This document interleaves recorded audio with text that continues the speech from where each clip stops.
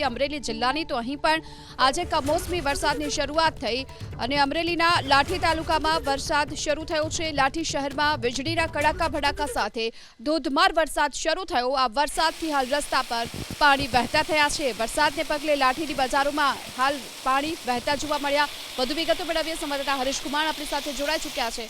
હરીશ, અમરેલી જિલ્લામાં વરસાદની શું સ્થિતિ?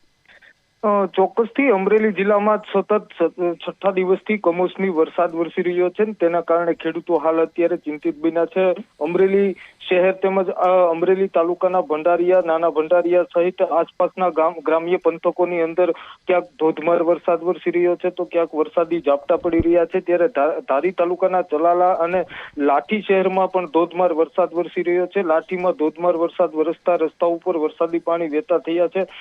ખાસ કરીને અમરેલી શહેરમાં ભારે પવન સાથે વરસાદ પડતા જિલ્લા સેવા સદનની પાછળના ભાગમાં આવેલા રસ્તા પર એક વૃક્ષ ધરાશય થયું છે। એટલે ક્યાંક ને ક્યાંક આ જે કમોસમી વરસાદ ભારે પવન સાથે વરસી રહ્યો છે તેને લઈ અને હવે ક્યાંક ખેડૂતો માટે ક્યાંક બરબાદીનો આ વરસાદ હોય તેવું લાગી રહ્યું છે। જી આભાર આપનો આ સમગ્ર માહિતી બદલ। તો અમરેલીમાં જે સતત કમોસમી વરસાદ વરસી રહ્યો છે।